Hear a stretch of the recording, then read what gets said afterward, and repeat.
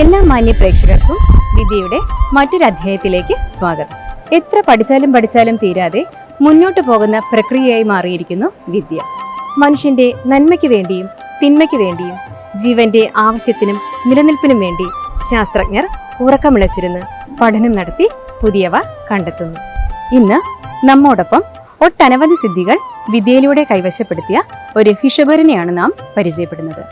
Doctor R Ajaykumar, MBBS, MD, DM, FACC, FESC, FIC, Thiruvananthapuram Sree Vidyadhiraja വിദ്യാസമാജത്തിന്റെ secretary കൂടിയാണ്. വിദഗ്ധനായ കാർഡിയോളജിസ്റ്റ്, സംഗീത തൽപരൻ, കഥകളി പദപ്പാട്ടുകാരൻ, കൂടാതെ Sree Vidyadhiraja pharmacy college Nemam, Sree Vidyadhiraja arts and science college Karunagappally എന്നീ സ്ഥാപനങ്ങളുടെ സാരഥി കൂടിയാണ് അദ്ദേഹം. ഏറെ തിരക്കിനിടയിലും നമ്മോടൊപ്പം ചേരുന്നു ഡോക്ടർ ആർ അജയ്കുമാർ. അദ്ദേഹത്തിന്റെ വാക്കുകളോടൊപ്പം അല്പനേരം.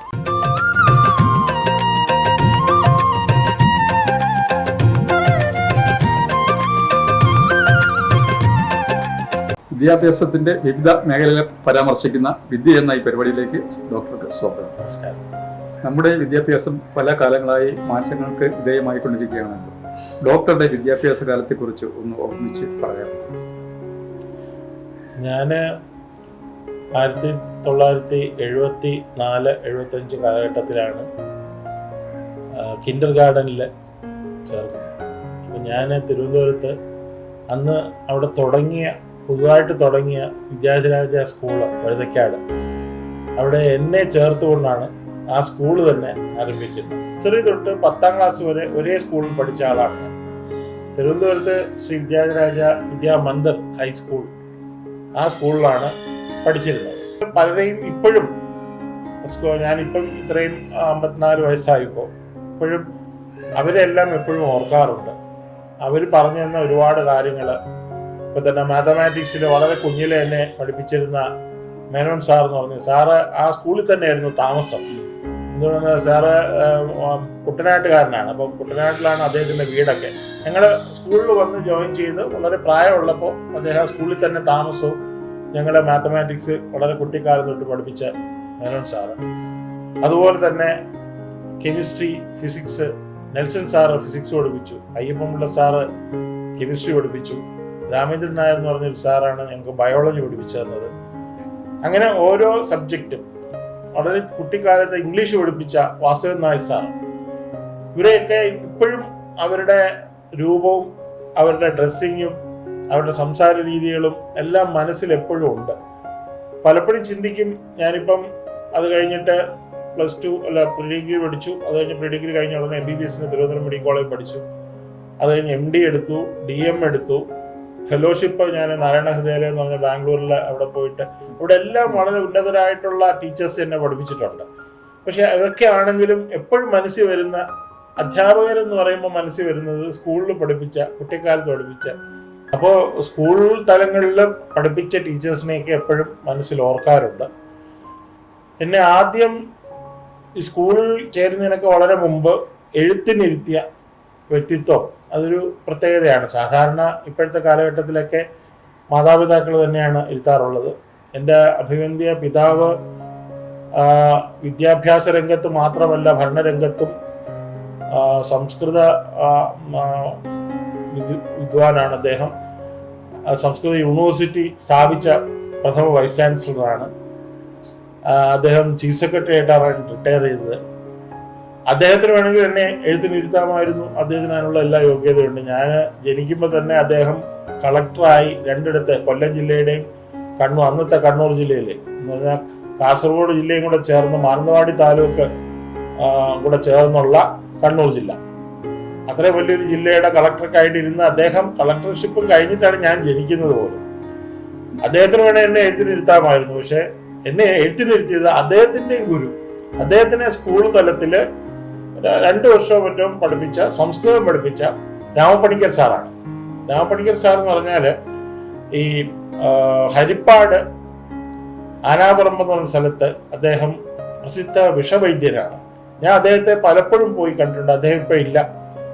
എന്നെ എഴുത്തിനിരുത്തിയ ഗുരു എന്നുള്ള രീതിയിൽ ഞാൻ അദ്ദേഹത്തെ ഹരിപ്പാട് പോയി പല പ്രാവശ്യം അദ്ദേഹത്തിൻ്റെ വീട്ടിൽ പോയി കണ്ടിട്ടുണ്ട്. അവിടുത്തെ വളരെ പ്രസിദ്ധനായ വിഷവൈദ്യനാണ് അദ്ദേഹമാണ് എന്നെ എഴുത്തിനിരുത്തി. എൻ്റെ പിതാവ് എന്നെ എഴുത്തിനിരുത്താൻ നേരത്ത് അദ്ദേഹത്തിനെ തന്നെ പ്രത്യേകം കൊണ്ടുവന്ന് എഴുത്തിനിരുത്തിക്കുകയാണ് ചെയ്യുന്നത്. തിരുവനന്തപുരത്ത് തന്നെയുള്ള ആർട്സ് കോളേജിൽ, ഗവൺമെന്റ് ആർട്സ് കോളേജിലാണ് പ്രീ ഡിഗ്രി പഠിച്ചത്. അന്ന് ഒരു പ്രത്യേകത ഉണ്ടായിരുന്നു. ഞാൻ ആ ഗവൺമെന്റ് ആർട്സ് കോളേജിൽ പഠിക്കുമ്പോൾ എൻ്റെ പ്രിൻസിപ്പൾ എൻ്റെ അഭിവന്ധ്യ പിതാവിൻ്റെ കസിൻ സിസ്റ്റർ ആയിട്ടുള്ള ഇംഗ്ലീഷിന്റെ പ്രൊഫസറായിരുന്ന ശാന്തകുമാരി ടീച്ചറായിരുന്നു. അപ്പൊ അങ്ങനെ എൻ്റെ അച്ഛന് അമ്മയ്ക്ക് തുല്യമായ വ്യക്തി, മാതൃതുല്യമായ വ്യക്തിയായിരുന്നു എൻ്റെ പ്രിൻസിപ്പൽ. അങ്ങനെ പ്രീ ഡിഗ്രി 2 വർഷം 86 തൊട്ട് 88 വരെ പഠിച്ചു. 88-ലുള്ള എൻട്രൻസ് എഴുതിയിട്ടാണ് തിരുവനന്തപുരം മെഡിക്കൽ കോളേജിലേക്ക് MBBS ജോയിൻ ചെയ്തത്.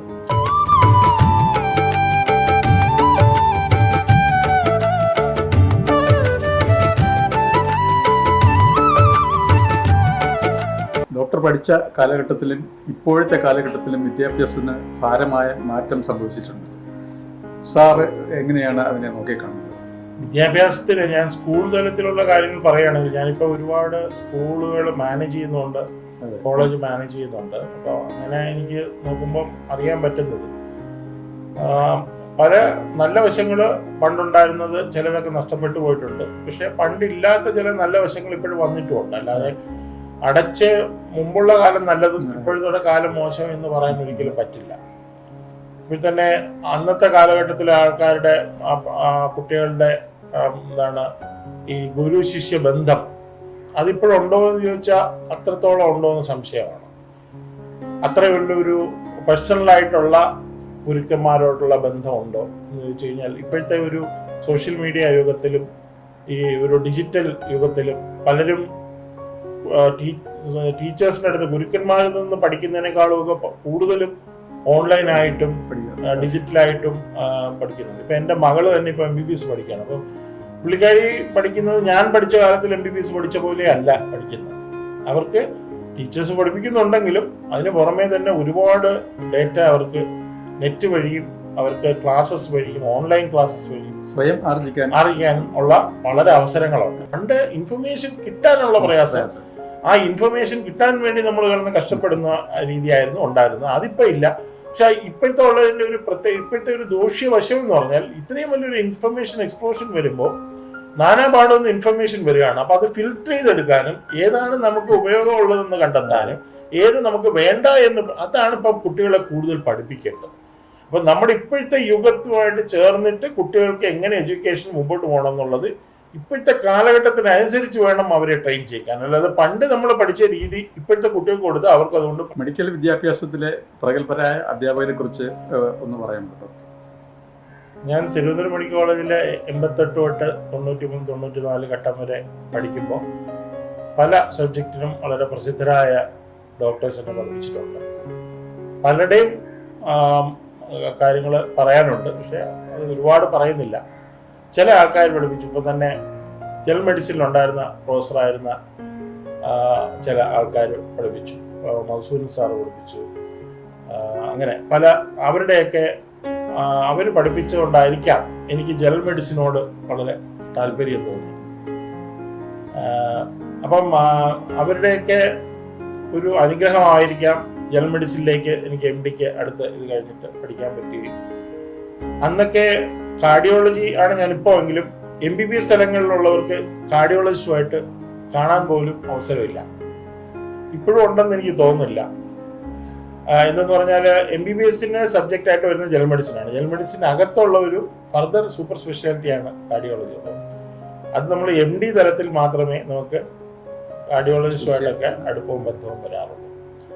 അപ്പോൾ അതുകൊണ്ട് MBBS തലത്തിൽ ജനറൽ മെഡിസിൻ സബ്ജക്റ്റിനായിരുന്നു എനിക്ക് ഏറ്റവും താല്പര്യം ഉണ്ടായിരുന്നത്. അന്ന് എന്നെ പഠിപ്പിച്ച പ്രൊഫസർമാർ നല്ല രീതിയിൽ പഠിപ്പിച്ചു എന്നുള്ളതുകൊണ്ട് തന്നെയാണ് ജനറൽ മെഡിസിനിൽ എനിക്ക് പിന്നീട് MDക്ക് പഠിക്കാനും അത് മുമ്പോട്ട് പോകാനും കഴിഞ്ഞു.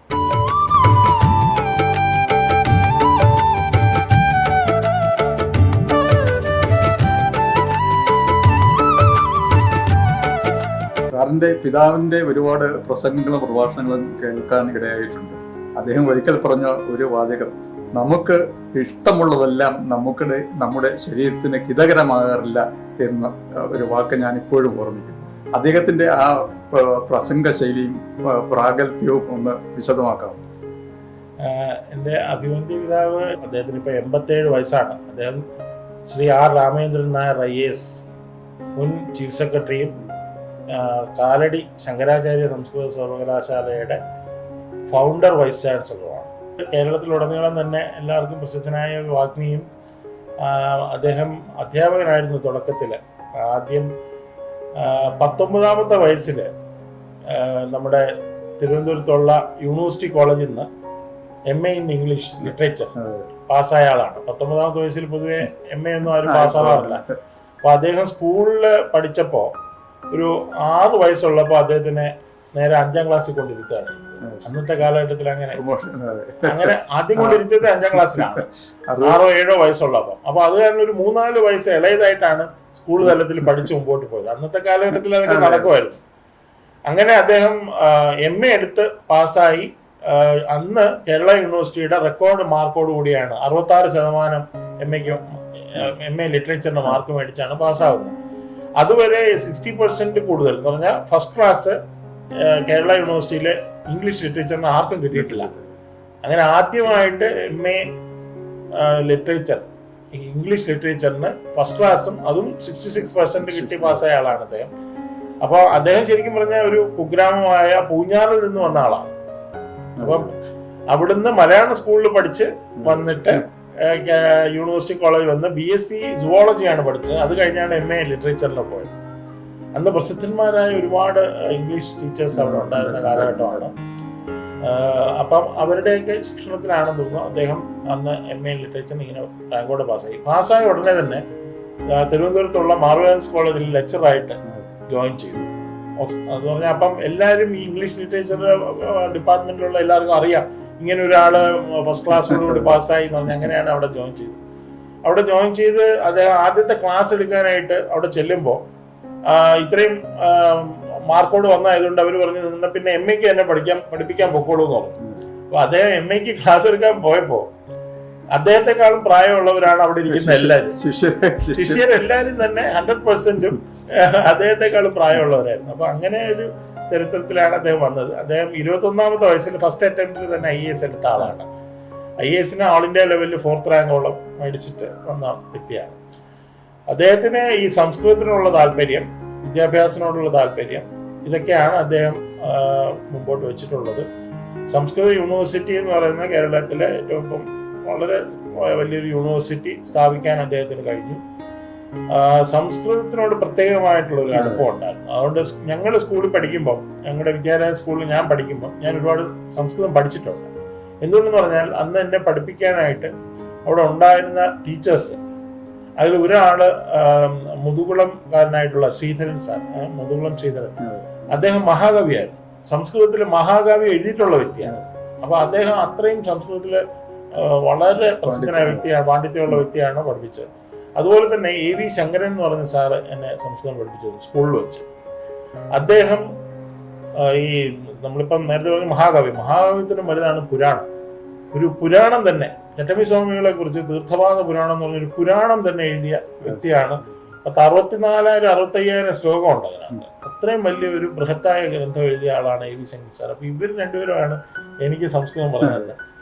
അപ്പം ഈ ശങ്കരൻ സാറിൻ്റെ അടുത്ത് പോയി ഞാൻ ഈ ശ്രീരാമോദന്തം, പിന്നെ കുമാരസംഭവം, അതുപോലെ മാഘം എന്ന് പറയുന്ന കുറച്ച് കട്ടിയുള്ള സംസ്കൃതമാണ്. അതിൻ്റെ കുറച്ച് ഭാഗങ്ങൾ ഒക്കെ എനിക്ക് പഠിപ്പിച്ചു തന്നിട്ടുണ്ട്. അപ്പോൾ അതൊക്കെ ഒരു വലിയ അസറ്റാണ്. വളരെ ചെറുപ്പത്തിൽ തന്നെ സംസ്കൃതം പഠിക്കുമ്പോൾ ഈ മലയാളത്തിൻ്റെ പുറത്ത് സംസ്കൃതത്തിന് ഭയങ്കര ഇൻഫ്ലുവൻസ് ഉണ്ട്. അപ്പോൾ മലയാള വാക്കുകളും സംസ്കൃത വാക്കുകളും ഒക്കെ നമുക്ക് പെട്ടെന്ന് മനസ്സിലാവും. ഒരു ശ്ലോകം കേട്ട് കഴിഞ്ഞാൽ, സംസ്കൃത ശ്ലോകം കേട്ടാൽ അതിൻ്റെ അർത്ഥം മനസ്സിലാക്കാൻ ഒട്ടും പ്രയാസമില്ല. അപ്പം അങ്ങനെയൊക്കെയുള്ളൊരു ഗുണം കിട്ടിയിട്ടുണ്ട് സംസ്കൃതം വളരെ ചെറുപ്പത്തിൽ പഠിച്ചു എന്നുള്ളതുകൊണ്ട്. പിന്നെ ഒരു കാര്യമുള്ള, സംസ്കൃതം പഠിക്കുകയാണെങ്കിൽ എനിക്ക് തോന്നിയിട്ടുള്ളത് നമ്മൾ ഒരുപാടൊന്നും കുട്ടികളെ പഠിപ്പിക്കേണ്ട. സംസ്കൃതം മാത്രം പഠിപ്പിച്ചു കഴിഞ്ഞാൽ നമ്മുടെ ഭാരത സംസ്കാരം പഠിക്കാനായിട്ട് കുട്ടികൾക്ക് എന്താണ്, നമ്മൾ ഭാരത സംസ്കാരം മുഴുവനും കൂടെ പഠിപ്പിക്കാനോ ഭാരതത്തിന്റെ ഹിസ്റ്ററി മുഴുവനും പഠിപ്പിക്കാനൊന്നും പോണ്ട. സംസ്കൃതം പഠിപ്പിച്ചാൽ അവർക്ക് ഭാരതത്തിന്റെ സംസ്കാരം തന്നെ കിട്ടിക്കോളും. അതുകൊണ്ട് സംസ്കൃത പഠനം എന്ന് പറയുന്നത് സ്കൂൾ തലത്തിൽ കുട്ടികൾക്ക് എന്തായാലും നിർബന്ധമായിട്ട് കൊടുക്കാൻ പറ്റുന്നിടത്തോളം കൊടുക്കണം എന്നുള്ളതാണ് എനിക്ക് പറയാനുള്ളത്. എൻ്റെ പേഴ്സണൽ എക്സ്പീരിയൻസ് എന്ന് പറയുന്ന കാര്യം.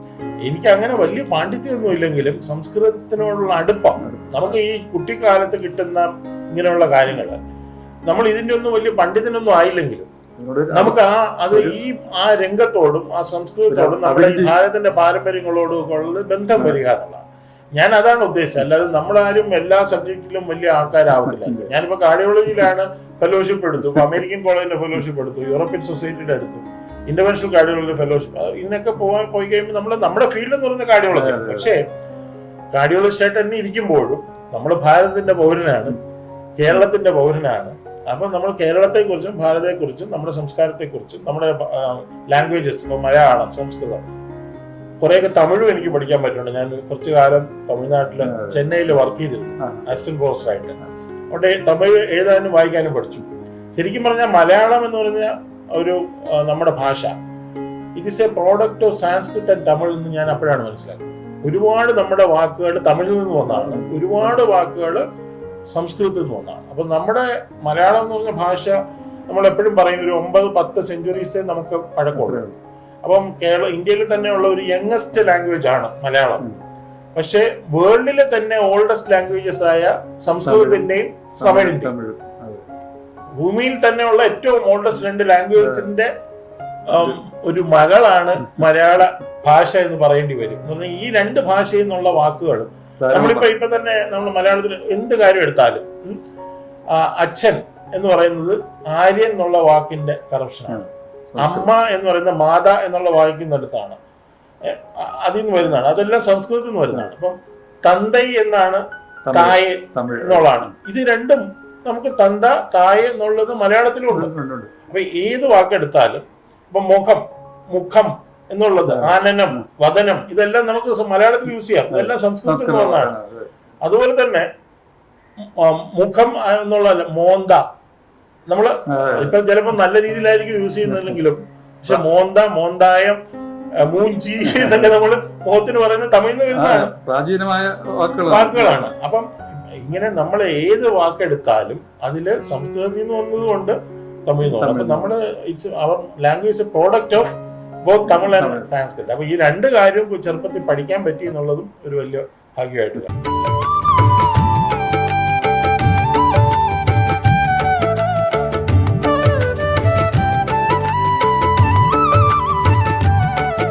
വളരെ ഭാരിച്ച ഉത്തരവാദിത്തങ്ങൾ വഹിക്കുന്ന സാറ് ഏതെല്ലാം സ്ഥാപനങ്ങളിലാണ് ഇപ്പോൾ സേവനം ചെയ്തുകൊണ്ടിരിക്കുന്നത്? ഡോക്ടർ എന്ന നിലയിൽ, അല്ലെ കാർഡിയോളജിസ്റ്റ് എന്ന നിലയിൽ തിരുവനന്തപുരത്തുള്ള കോസ്മോപോളിറ്റൻ ആശുപത്രിയിൽ 2006 തൊട്ട് സീനിയർ കൺസൾട്ടന്റ് കാർഡിയോളജിസ്റ്റ് ആയിട്ട് പ്രവർത്തിച്ചു വരികയാണ്. ഇപ്പോൾ 20ാമത്തെ വർഷമാണ് കോസ്മോപോളിറ്റൻ ആശുപത്രി പട്ടം. അതുപോലെ തന്നെ വർക്കലയുള്ള ശിവഗിരി ശ്രീനാരായണ മെഡിക്കൽ മിഷൻ ആശുപത്രിയിൽ അവിടെ ചീഫ് കാർഡിയോളജി ഡിപ്പാർട്ട്മെന്റ് ഹെഡായിട്ട് 2020 തൊട്ട് 6ാമത്തെ വർഷം പ്രവർത്തിച്ചു വരുന്നു. ശ്രീ വിദ്യാധിരാജ വിദ്യാസമാജം സൊസൈറ്റിയുടെ സെക്രട്ടറിയാണല്ലോ താൻ. ആ സമാജത്തിന്റെ കീഴിൽ എത്രത്തോളം സ്ഥാപനങ്ങളുണ്ട്, അത് എങ്ങനെയാണ് താങ്കൾ അതിന്റെ ചുമതല വഹിക്കുന്നത് എന്ന് പറയാം. ഈ സൊസൈറ്റിയുടെ ചെറുപ്പത്തിൽ തന്നെ മെമ്പറായി. എൻ്റെ അഭിവന്തി പിതാവാണ് ഇതിന്റെ ഫൗണ്ടറും പേട്രണും. അങ്ങനെ അദ്ദേഹം അതിൽ പ്രവർത്തിക്കുന്ന കണ്ട് അദ്ദേഹത്തിന്റെ കൂടെ ആ പ്രവർത്തനങ്ങളുടെ ഭാഗമായി വന്നു. അതിന്റെ സെക്രട്ടറി ആവുമെന്നോ അല്ലെങ്കിൽ അങ്ങനെ ഉദ്ദേശിച്ചൊന്നും അല്ല, അതിന്റെ കൂടെ പ്രവർത്തിച്ചു. അങ്ങനെ ഒരു ഘട്ടം വന്നപ്പോൾ പലർക്കും അതിനകത്ത് ചുമതല എടുക്കാനുള്ള വിഷമം വന്നപ്പോൾ എല്ലാവരും കൂടെ നിർബന്ധിച്ചിട്ടാണ് 2009 തൊട്ട് ആ സൊസൈറ്റിയുടെ സെക്രട്ടറി ആയിട്ട് ഞാൻ പ്രവർത്തിക്കുന്നത്. ഇപ്പോൾ 17 വർഷമായി. ഞാൻ ഈ 2009 തൊട്ട് ഈ സൊസൈറ്റിയുടെ സെക്രട്ടറി ആയിട്ട് വരുമ്പോൾ ഈ സൊസൈറ്റിക്ക് 10ഓളം സ്കൂളുകളും 4 കോളേജുകളും പിന്നെ 2 ക്ഷേത്രങ്ങൾ, അമ്പലങ്ങളും ഉണ്ട്. അപ്പോൾ ഇതിൻ്റെ എല്ലാം സെക്രട്ടറി ആകുമ്പോൾ എക്സ് ഒഫീഷ്യോ ആയിട്ട് ഇതിൻ്റെ എല്ലാം മാനേജറും കൂടെയാണ്. ഇതിനകത്ത് തിരുവനന്തപുരത്ത് നേമത്തുള്ള ശ്രീ വിദ്യാധിരാജ ഹോമിയോപ്പതി മെഡിക്കൽ കോളേജാണ് ഏറ്റവും വലിയ സ്ഥാപനം. അതൊരു എയ്ഡഡ് ഹോമിയോപ്പതി മെഡിക്കൽ കോളേജാണ്.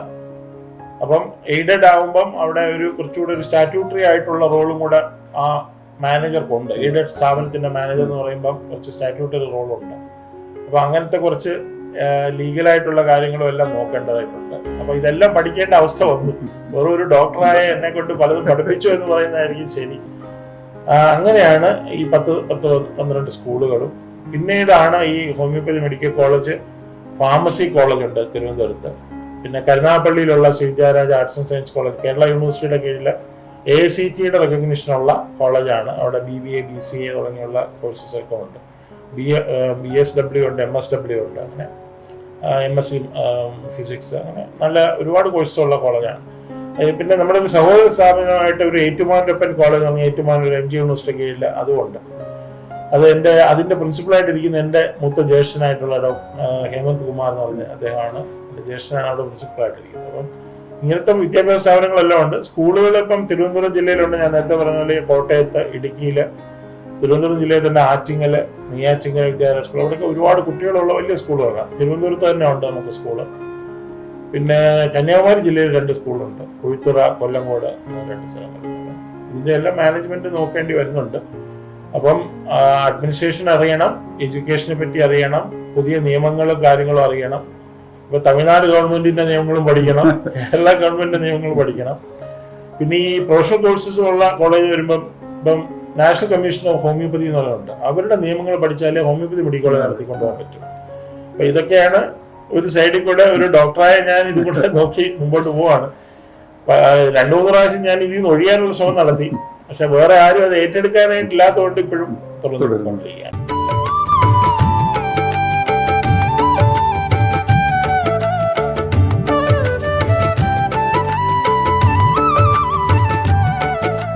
അക്കാദമിക വിഷയങ്ങൾക്കൊപ്പം കലാപരമായ വിഷയങ്ങൾക്കും താല്പര്യമുണ്ടോ സാർ? വളരെ ചെറുപ്പത്തിൽ തന്നെ ഈ കർണാടക സംഗീതം പഠിക്കാനുള്ളൊരു അനുഗ്രഹം ഉണ്ടായിട്ടുണ്ട്.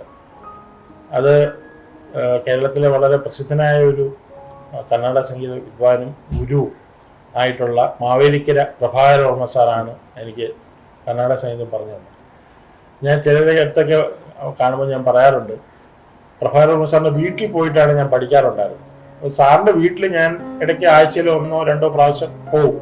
ഈവൻ MBBS പഠിച്ചുകൊണ്ടിരിക്കുമ്പോഴും ഞാൻ ഇടയ്ക്ക് സമയം കിട്ടുമ്പോൾ സാറിൻ്റെ വീട്ടിൽ പോകും. കോട്ടയ്ക്കകത്താണ് തിരുവനന്തപുരത്തെ വീട്. അവിടെ ഞാൻ പലപ്പോഴും പോകുമ്പോൾ അവിടെ മിക്കവാറും കണ്ടിട്ടുള്ളത് ശങ്കരൻ നമ്പൂതിരി പ്രസിദ്ധനായ ഇപ്പോഴത്തെ പാട്ടുകാരനുണ്ട്. അദ്ദേഹത്തിന്റെ ശിഷ്യനായിട്ട് അവിടെ കൂടെ എപ്പോഴും ഉണ്ടായിരുന്നു. ഒരുപാട് പഠിക്കുന്നത് ഞാൻ കണ്ടിട്ടുണ്ട്. അപ്പൊ ഞാൻ ഇദ്ദേഹത്തിന്റെ അടുത്തിരുന്ന് പഠിക്കുന്ന സമയത്ത് അപ്പുറത്ത് ശങ്കരൻ നമ്പൂതിരി ഉണ്ടാവാറുണ്ട്. ചില സമയത്ത് B അരുന്ധതി എന്ന് പറയുന്ന അവിടെ വന്ന് ഞാൻ കണ്ടിട്ടുണ്ട്. അവരൊക്കെ എൻ്റെ കൂടെ പഠിച്ചവരെന്ന് വേണമെങ്കിൽ പറയാം. അതുപോലെ വളരെ പ്രസിദ്ധരായ ആൾക്കാർ ഇപ്പോഴത്തെ ഫീൽഡിലുള്ളവരൊക്കെ വന്ന് പഠിച്ച അത്രയും പ്രസിദ്ധനായ വ്യക്തിയാണ്. അപ്പൊ അദ്ദേഹത്തിന്റെ അടുത്ത് കർണാടക സംഗീതം പഠിക്കാൻ പറ്റി എന്നുള്ളൊരു വലിയ കാര്യം. ഞാൻ കുറച്ച് കച്ചേരികളൊക്കെ നടത്തിയിട്ടുണ്ട്. പക്ഷെ അത് വലിയ കാര്യമായിട്ടല്ല, ചില അമ്പലങ്ങളിൽ നേർച്ചയായിട്ടൊക്കെ പോയിട്ട് കച്ചേരിയൊക്കെ നടത്താൻ പറ്റുന്നുണ്ട് ഈ ഇങ്ങനെ പഠിച്ചത് കൊണ്ട്. അതുപോലെ തന്നെ എന്റെ വീട്ടില് ഈ ഭഗവതി സേവ ചെയ്യും. അപ്പൊ അത് വന്ന് ചെയ്തുകൊണ്ടിരുന്നത് നെല്ലിയോട് വാസവൻ നമ്പൂതിരി എന്ന് പറയുന്ന പ്രസിദ്ധനായ കഥകളി നടനാണ്. അദ്ദേഹം നമ്പൂതിരിയാണ്. അദ്ദേഹം പൂജകൾ ചെയ്യുമെങ്കിലും അദ്ദേഹം ഫേമസ് ആയിട്ടുള്ള കഥകളി നടനായിരുന്നു. കേരളത്തിന്റെ ഏറ്റവും ഉന്നത പുരസ്കാരം കിട്ടിയ ആളാണ്. കേരളത്തിന്റെ തന്നെ കഥകളി പുരസ്കാരം കിട്ടിയ ആളാണ് നെല്ലിയോട് വാസവൻ നമ്പൂതിരി. അപ്പൊ അദ്ദേഹം വീട്ടിൽ വന്ന് പൂജ ചെയ്യുന്ന സമയത്ത് ഇങ്ങനെ ഞാൻ മനസ്സിലാക്കി ഇദ്ദേഹം കഥകളി നടനാണ്. അപ്പൊ അദ്ദേഹത്തിനോട് ചോദിച്ചിട്ട് അദ്ദേഹത്തിനോട് കുറെ കഥകളി പഠിച്ചു. അങ്ങനെ കഥകളി പഠിച്ച് അദ്ദേഹം എന്നെ കൊണ്ട് നിർബന്ധിച്ച് സ്റ്റേജിൽ കയറ്റി പുറപ്പാട് തുടങ്ങിയെല്ലാം ചെയ്ത് അങ്ങനെ ഇരിക്കുമ്പോഴാണ് മടവൂർ വാസുദേവൻ നായർ എന്ന് പറഞ്ഞ പത്മഭൂഷൺ, അദ്ദേഹം പിന്നീട് പത്മഭൂഷണായി. അദ്ദേഹമായിട്ട് എൻ്റെ പിതാവിന് അടുത്ത ബന്ധമുള്ളതുകൊണ്ട് അദ്ദേഹം ചിലപ്പോൾ വീട്ടിൽ വരുമായിരുന്നു. അദ്ദേഹത്തിൽ നിന്നും കഥകളി പഠിക്കാൻ പറ്റി. അങ്ങനെ അതുകൊണ്ട് ഞാൻ പ്രീ ഡിഗ്രി 2 വർഷവും MBBS കയറി 2 വർഷം, അങ്ങനെ 4 വർഷം കണ്ടിന്യൂസ് ആയിട്ട് കേരള യൂണിവേഴ്സിറ്റിയുടെ കഥകളിയുടെ പ്രൈസ് വിന്നർ ആയിരുന്നു. കേരള യൂണിവേഴ്സിറ്റി യൂത്ത് ഫെസ്റ്റിവലില്. അങ്ങനെ പിന്നെ കർണാടക സംഗീതം പഠിച്ചു. അതിന്റെ കൂട്ടത്തിൽ കുറച്ചൊക്കെ കഥകളി സംഗീതം പഠിക്കാൻ പറ്റി. അത് ഈ ഹരിദാസ് ആശാന്റെ അടുത്തു നിന്നാണ്, വെൺമണി ഹരിദാസ് ആശാന്റെ അടുത്തു നിന്ന് കഥകളി സംഗീതം പഠിച്ചു. അതുകൊണ്ട് 10ാം ക്ലാസ്സിൽ ഞാൻ 1985-86 ആണ് 10ാം ക്ലാസ് പഠിക്കുന്നത്. അന്ന് തൃശ്ശൂർ വെച്ചായിരുന്നു സ്റ്റേറ്റ് യൂത്ത് ഫെസ്റ്റിവൽ. അതിന് പോയിട്ട് എനിക്ക് കഥകളി സംഗീതത്തിന്റെ 2nd റാങ്ക് കിട്ടിയിട്ടുണ്ട്. ചുരുക്കത്തിൽ ഡോക്ടർ ഒരു ബഹുമുഖ പ്രതിഭയാണല്ലോ. നമ്മുടെ പ്രേക്ഷകർക്ക് വേണ്ടി ഒരു കഥകളി പദം ഒന്ന് പറയാം. എന്നെ വെൺമണി ഹരിദാസ് ആശാൻ പഠിപ്പിച്ച് ഞാൻ ഇവിടെ തൃശ്ശൂര് കേരള സ്റ്റേറ്റ് യൂത്ത് ഫെസ്റ്റിവലിന് പോയപ്പോൾ അന്ന് പാടിയതൊക്കെ ഇപ്പം ഓർമ്മയിലൊക്കെ നിന്ന് മാറിയെങ്കിലും ഇപ്പൊ പെട്ടെന്ന് ഓർമ്മയിൽ വരുന്നത് പാടാം. ഈ നളചരിതം എന്ന കഥകളി ഉണ്ട്. അതില് നളചരിതം 3ാം ദിവസത്തില് ഈ നളൻ ദമയന്തിയെ കാട്ടിൽ ഉപേക്ഷിച്ചിട്ട് വരുന്ന ആ രംഗമൊക്കെ വരുന്ന 2-ാം ദിവസമാണ്. 3-ാം ദിവസത്തില് ഈ രാത്രിയിൽ ഇങ്ങനെ ഇരുന്നിട്ട് ദമയന്തി ഉപേക്ഷിച്ച് വന്ന ആ സങ്കടത്തിൽ ചൊല്ലുന്ന ഒരു പദമുണ്ട്. ഒരു സുഗതമായിട്ട് ഇങ്ങനെ പറയുന്നതായിട്ടാണത്. അത് കുറച്ച് ഒരു ആദ്യത്തെ വരി. അതെ, വിജനേ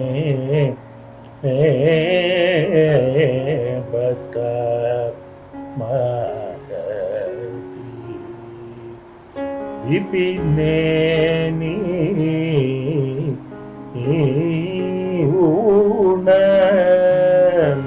ൂണമിന്ദുവദനേ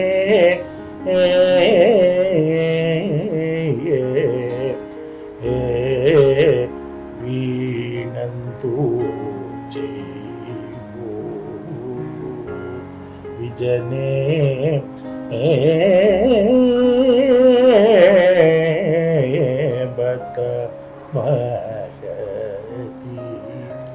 വിപിനേനി ഉണർന്നിന്ദുവദനേ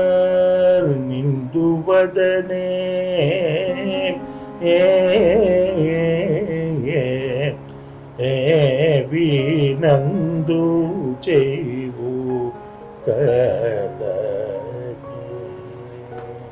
ഇത്രയും നേരം നമ്മുടെ പ്രേക്ഷകർക്ക് വേണ്ടി വിലപ്പെട്ട സമയം അനുവദിച്ച ഡോക്ടർക്ക് വളരെ നന്ദി. എല്ലാവർക്കും നമസ്കാരം.